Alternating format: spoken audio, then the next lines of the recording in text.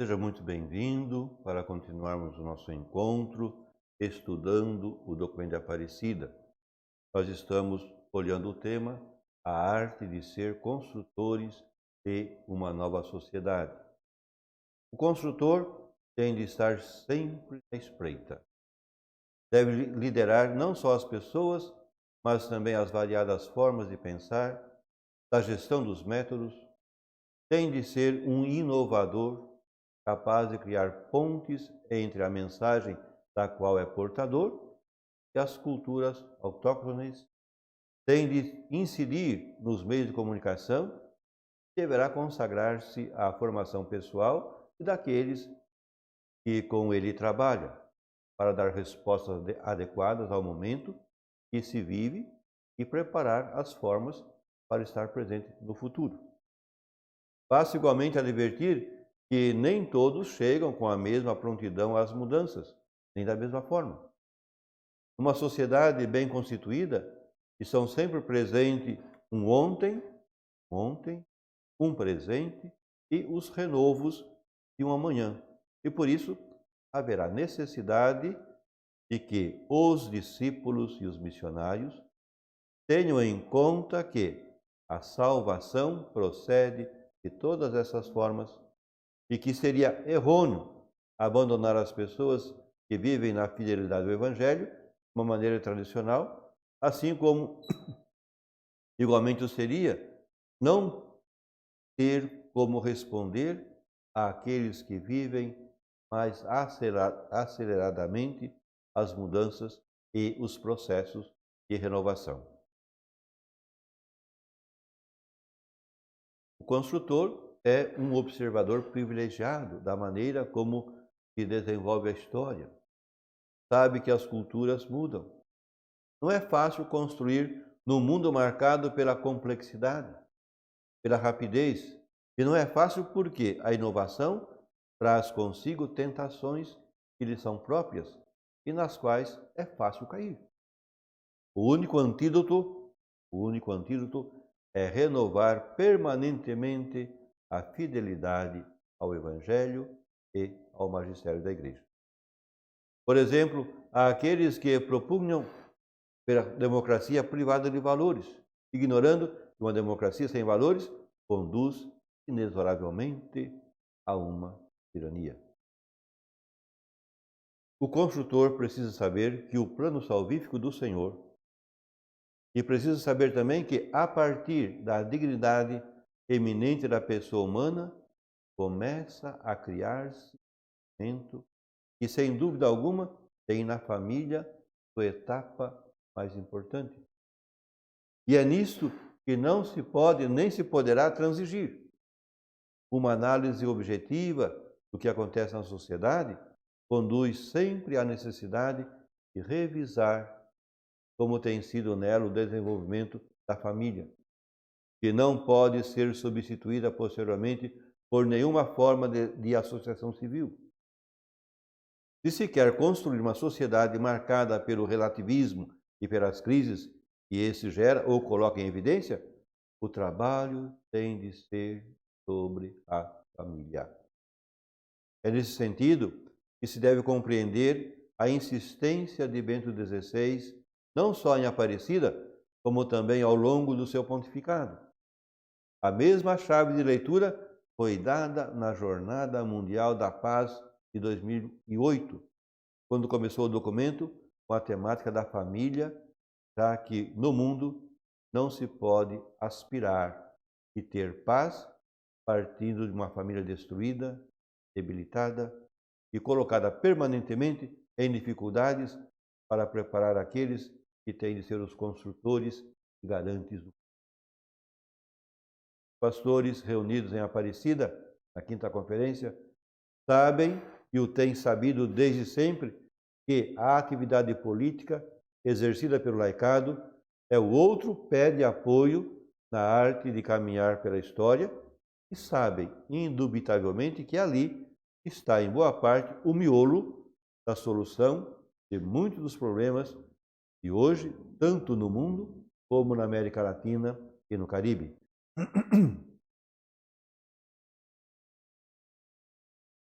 É por isso compreensível, ainda que sempre haverá o evitar, que se efetue essa redução e considerar basicamente aqueles que se ocupam da política como consultores. É preciso insistir em que ocupam um lugar privilegiado os pais, os professores, os animadores na formação da comunidade e das lideranças sociais, onde aparecerá alguma figura de leigo comprometido, porém unido à tarefa de economista, sociólogo, ecólogo, animadores das minorias, administradores de justiça, e chegando aos mais jovens, e aqueles da terceira idade, que olham com vocação de serviço à sociedade a que desejam continuar levando a plenitude de uma experiência. Mas assinalando essa circunstância e reconhecendo que a política tem como finalidade o bem comum, os pastores assinalam que, se é certo que se pode assinalar progressos no caminho democrático, há também uma série de sinais que preocupam, assim como animam os testemunhos de novos atores, que a partir da sociedade civil e a todos os níveis querem tomar o relevo para lutar contra as formas renovadas de corrupção, de omissão de obrigações, de violência, de crime organizado, de narcotráfico, de debilitação no respeito da vida e da dignidade do ser humano, e, em geral, o aumento de situações que clamam ao céu e que cometem contra crianças, contra minorias, em especial contra aqueles que não somente não podem defender-se, mas que não têm voz, e se chegam a ter, não existe a vontade de escutá-los.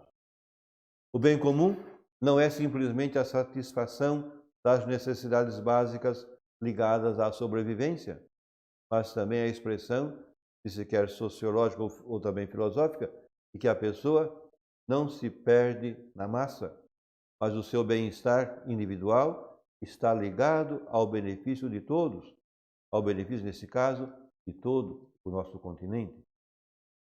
É aqui onde se recorda que é indispensável saber ler nos rostos da pobreza, nos rostos da indigência ou da marginalização, e mais urgente ainda, aqueles rostos da exclusão. E são esses rostos que colocaram aos participantes da grande reunião de Aparecida frente à evidência de que o continente mais católico, mais cristão, é aquele que, apesar de suas enormes riquezas, peca mais com desembaraço contra a equidade. Há os que afirmam que, na verdade, é na América Latina e Caribe onde se escreveram páginas das mais vibrantes sobre a solidariedade, e que se podem assinalar magníficos exemplos dela. Também é ali onde a brecha entre ricos e pobres se abriu com maior claridade, ameaçando não ter solução. A recordação da carta encíclica Populorum Progressio chamou a lembrança que todos somos responsáveis e que não deve haver descanso enquanto não haja conseguido a abertura de caminho para soluções possíveis diante dessas situações dolorosas que enfrentamos. Os construtores da nova sociedade têm de trabalhar para realizar a justa ordem na sociedade, recordou Bento XVI na encíclica Spes Salvi, e o fez muito em sintonia com o documento de Aparecida, recordando o esforço que as novas gerações devem fazer para não deixar que esse imperativo se afogue numa cultura dominada pelo individualismo e a busca do prazer. E, por outro lado, assinalando que é no compromisso e na liderança onde estão as chaves para conseguir uma ação concertada a partir da qual fazer valer testemunhos certos frente à mudança da sociedade.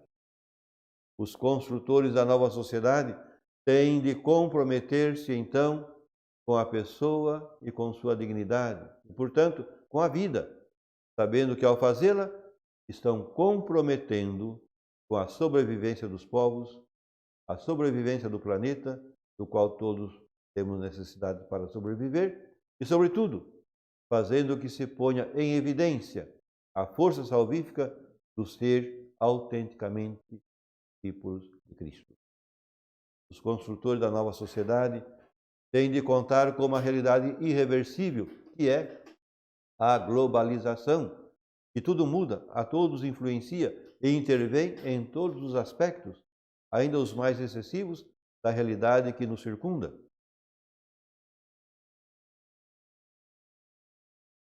Quem quer atuar deve meter-se diretamente não só com a política, mas também com a economia. E não basta, já que a cultura intervém e reclama o próprio. As comunicações se orientam de maneira diferente, colocando em problemas, antes de tudo, o valor da solidariedade, que é aquele com o qual, pondo o dedo na ferida, João Paulo II exigiu a globalização da solidariedade, ao mesmo tempo, ao mesmo ritmo da globalização do mercado. A sapiência pontifícia aprofundou essa exigência, sabendo que, ao fazê-lo, dava, por uma parte, uma nova dimensão à geopolítica, à ética, à urgência da paz, tal como a Aparecida o faria, delineando um claro marco de referência no agir do continente. E é nesse sentido que espera um novo Pentecostes, que livre a todos do cansaço, da desilusão e da comunidade na qual nos encontramos.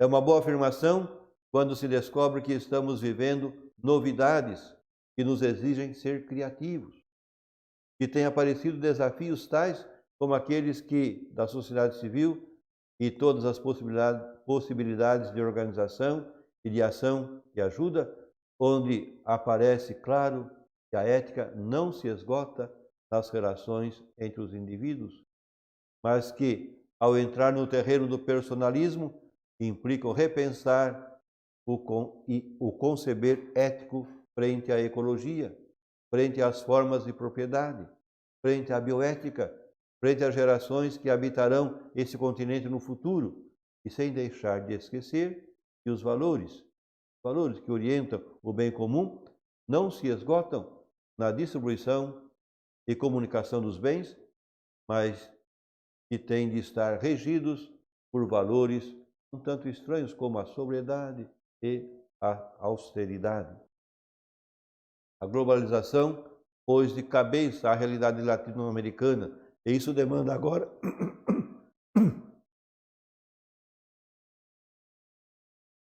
isso demanda agora ser olhada e analisada de maneira diferente.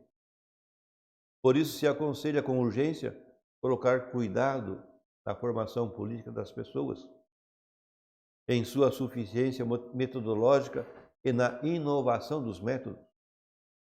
E isto diz porque é lógico que depois de 2000 anos de cristianismo e 500 anos de cristianismo na América Latina e Caribe, se pergunte: como é possível esta enorme contradição entre o batismo professado e o batismo concretizado numa sociedade que hoje clama ao céu?